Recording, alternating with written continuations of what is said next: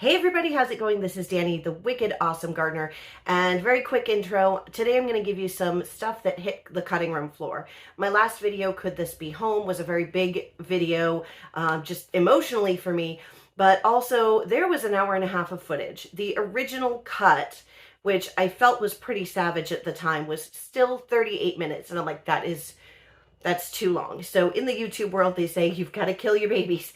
And I cut out a bunch of stuff that I thought was actually really important for you guys, just in the interest of time. So I've decided I'm going to give you the full cut of everything that I talked about in my car. You are going to see some duplicated moments because otherwise the flow just wouldn't make sense. But it's a lot of information on financing property, if you're doing an owner finance, what I'm looking for in land, things like that. A lot of details that didn't make it into the Could This Be Home video, but I still feel are really important to people, especially if you're someone like me who is dreaming of having a homestead. Your credit isn't great. You don't have a ton of money. Admittedly, in this situation, a family member is putting up a significant amount of money. Otherwise, I'd just be saving for the next couple of years. So imagine, this is you 2 years of savings down the road, or, whatever it is. But there's some really important information here. So I figured I would just put it out there. Here is the full uncut. Well, it is cut, mostly for my flubs of blah, blah, blah, blah, blah, blah, blah, blah, blah, where I can't say words. So here is everything that I talked about in the car and I thought was really important. Thanks for watching. Give this video a big thumbs up. Subscribe to the channel if you haven't already, because buying this property, if we get it, it's going to change everything. And your support would really, really, really matter to me. Thank you so much and enjoy. All right, so we are on the road. It's about an hour and a half drive, but I figured I would give you a rundown of why I'm looking for a property now. Well, mainly because I am a glutton for punishment and I love to look at houses that I couldn't possibly buy.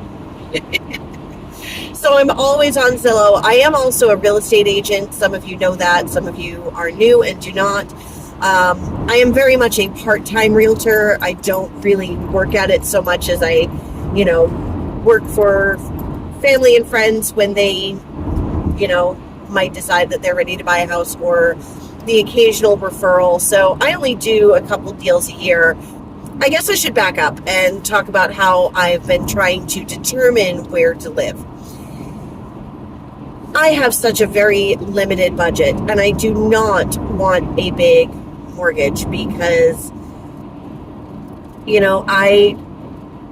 I've had such housing instability in my life, and I don't want a huge weight just dangling over my head, waiting for something to go wrong, not be able to pay the mortgage, and to lose everything. I'm not doing that. So I can't afford anyway on my income to buy in my area of Massachusetts, or potentially in any area of Massachusetts, or most of New Hampshire. My budget is so very low. But this particular listing has been drawing my attention. And when my family member offered that bit of down payment, if I could find an owner finance. Now, why do I need to have an owner finance?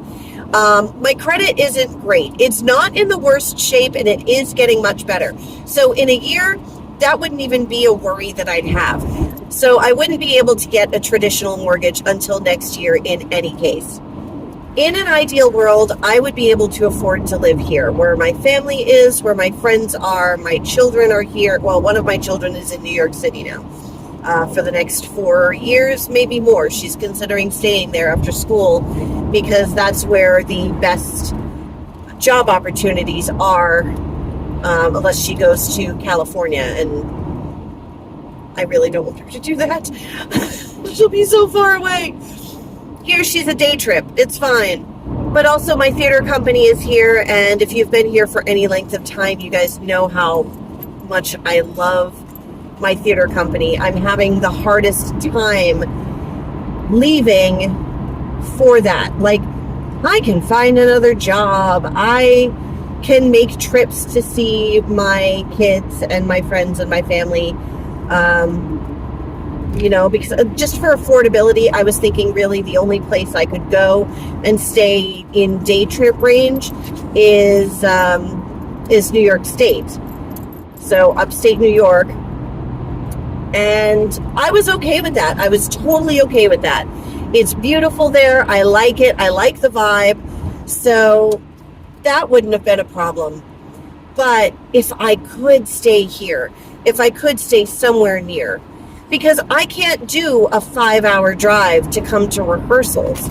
So that would be no more dramatically incorrect theater group. Like, I'd be leaving my DI family, and I can't.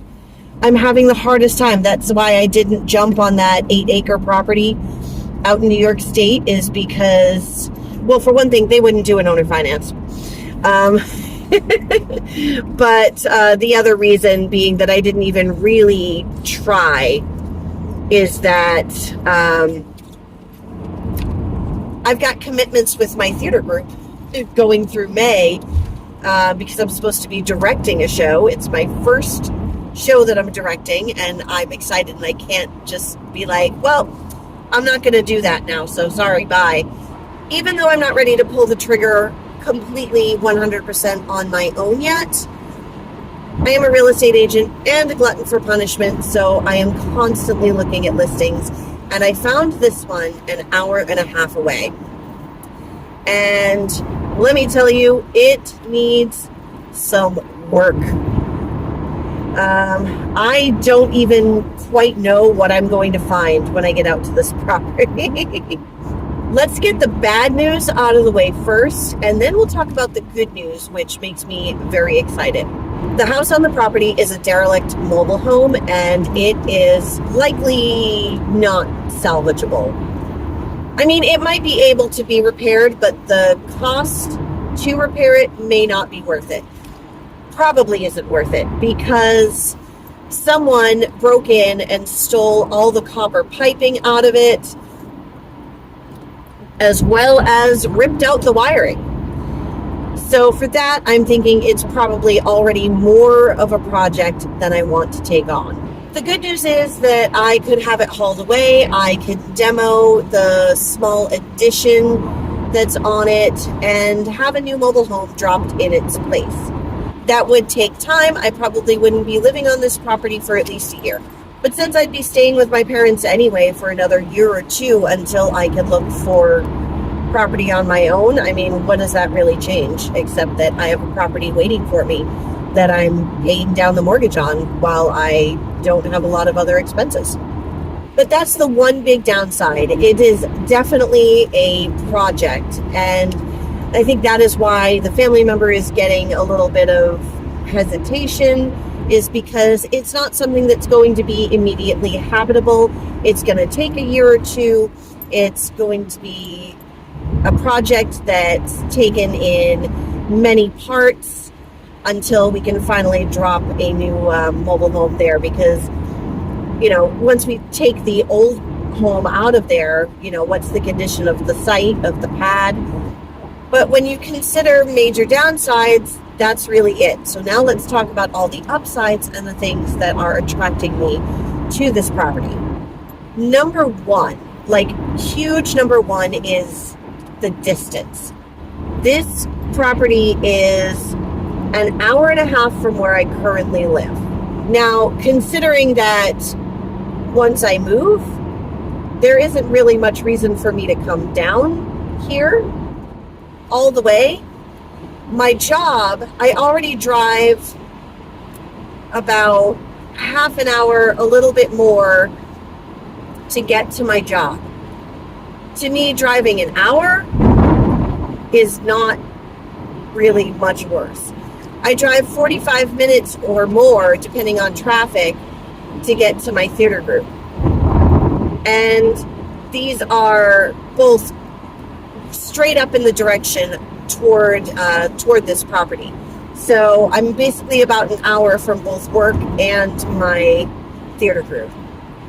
I will drive an hour for my theater group. I already do drive almost an hour for my theater group. I will make that drive for my job too, because I do make okay money for what I do. I can try to find another job, but I wouldn't have to, is the point. Number 2 on the list that is very attractive in this property is the space. Recently, I had been thinking, maybe I don't need to start right out on a nice sized homestead. I can find a property that's a 1/4 acre and I can have my chickens and a garden, and I can work with that, pay down my mortgage, save money, and then move up to a bigger property, and then move up to, whatever needs to happen. I don't need a big thing. I could start very small. I know plenty of people who homestead on a 1/4 of an acre. I could do that too. Could I grow all my food? Probably not. But, I could manage, and I'd be happy. If I couldn't have goats yet, okay, fine. That's just going to have to be a future project, a future dream. I'm okay with that. Can I have my chickens? Can I have my garden? I'd be happy to start there. But this property is 1.9 acres. Another plus is the backside of the property is a small river. Now, one of the things I'm going to have to check is, hey, how high does this water come up when it rains or when all the spring melt is happening? Basically, if I did get this property, I would not build any structures like a goat barn or gardens and things like that until I've seen that water flow and I know where it's going to go. Because one of the things you don't want to do when you're planning out your homestead and your outbuildings and all of that is to build a goat barn, and then the river rises and the bed shifts and whoo, there goes your goat barn. So you want to see where your water flows. Half the property is cleared, half the property is trees. So I kind of like that. It gives a little privacy screen from one of the neighbors. And then the cleared side is over on the other neighbor's side. If I do buy the property, I will show you guys a map. Another upside to this property for me, it may not be an upside for others, is that it's on town water and sewer. That's actually a plus for me because I don't have to worry about issues with a septic system. Obviously, the prior owner of this home, it's not the current seller. The current seller picked it up at a tax sale. And so the prior owner really let this place get into a pretty bad state. So if it had septic, I would be very, very wary, because typically an investor who is selling a property that he got at a tax sale is going to say buyer responsible for Title V, which is the buyer having to be responsible for making sure that the septic is functional and up to code and passes inspection.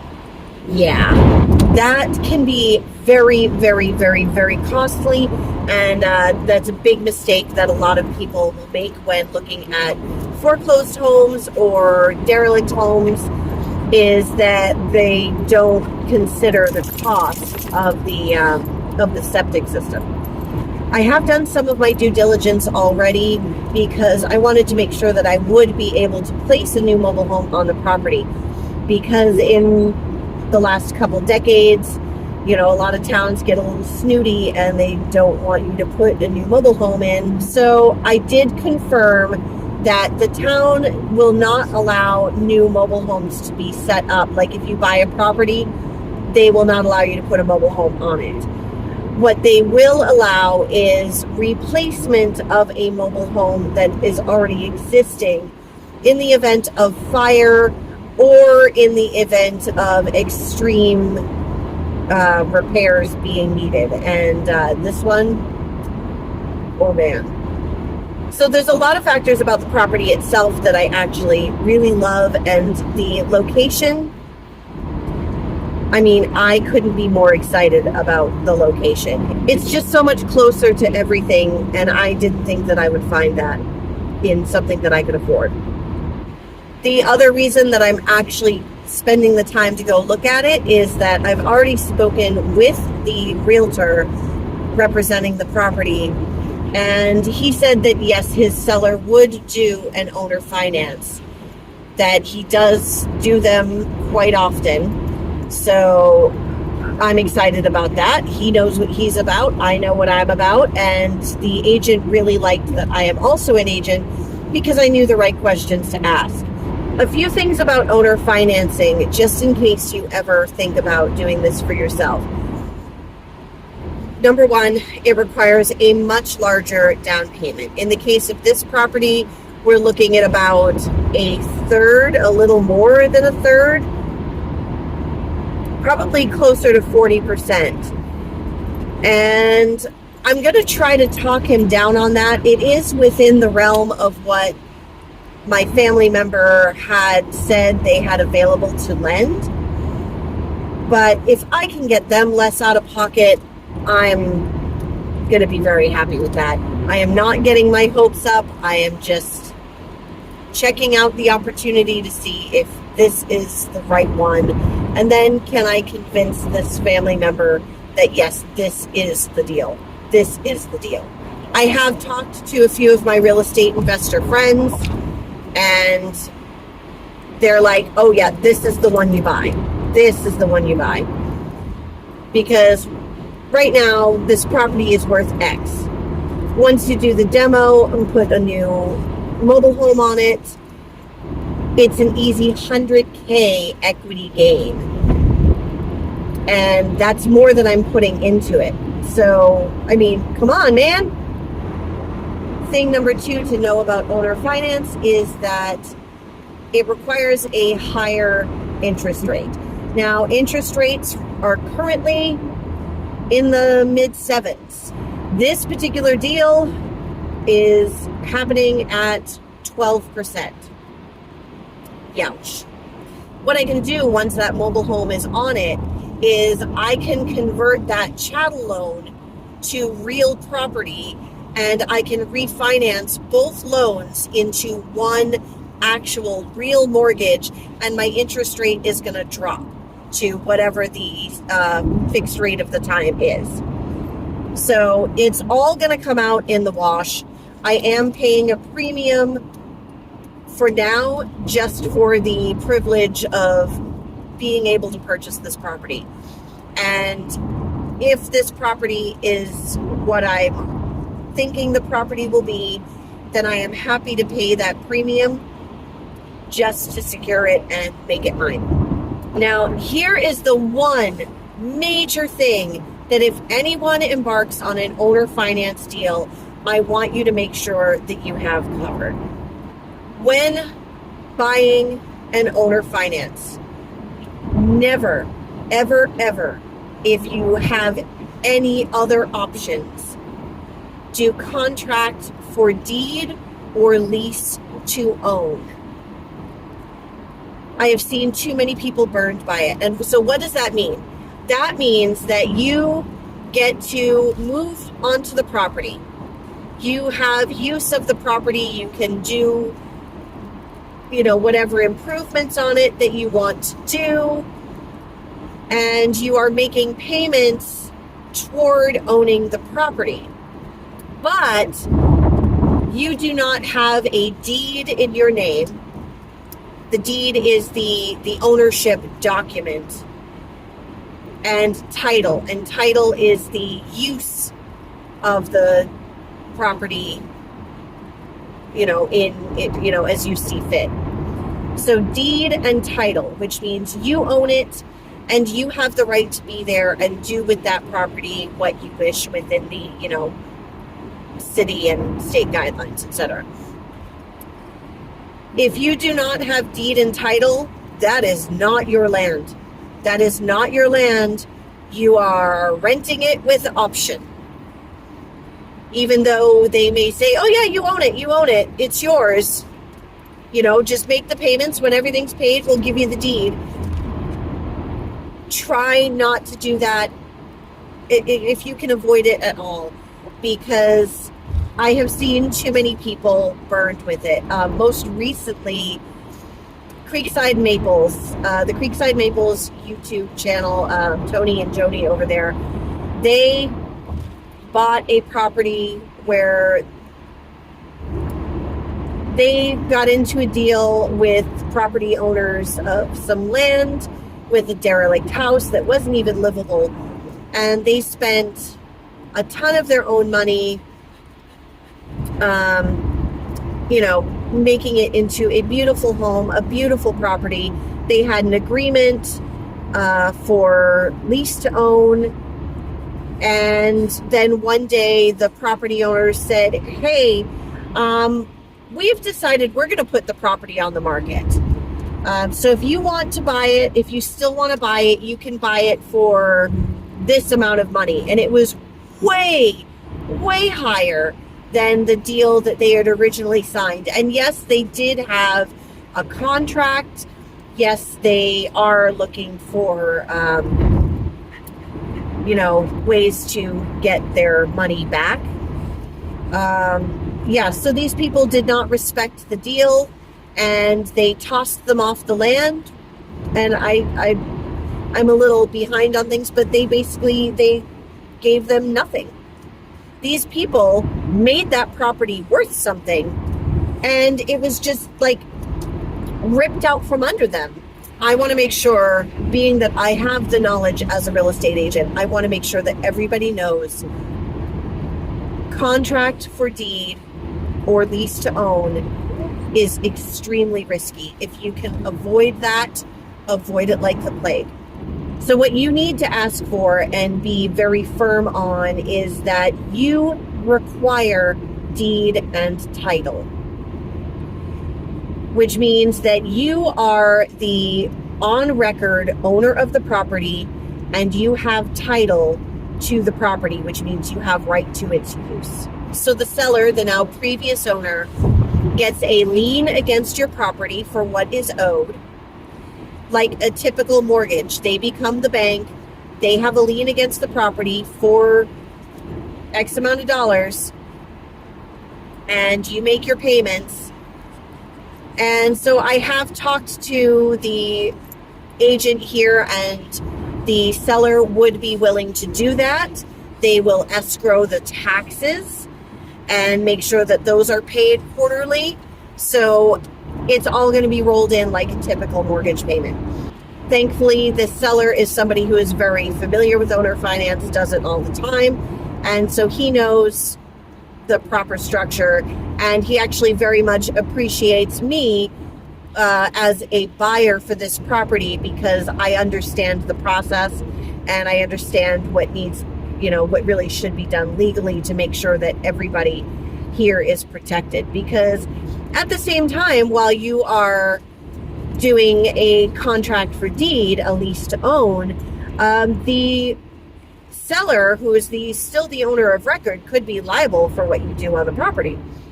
So you've just got to make sure that the seller understands that this is, good for them too. I think I've covered all the bases. I'm going to turn this off, and I've got to stop off for gas and a drink because my throat's getting all dry. And I will turn this back on when we get up to the property. Again, thank you for watching. I hope that was really interesting and gave you guys a lot of really good information. Thanks again for subscribing, for sharing this video out, giving a big thumbs up, watching a playlist, all of that. Love you guys so much, and I'll see you later. Bye-bye.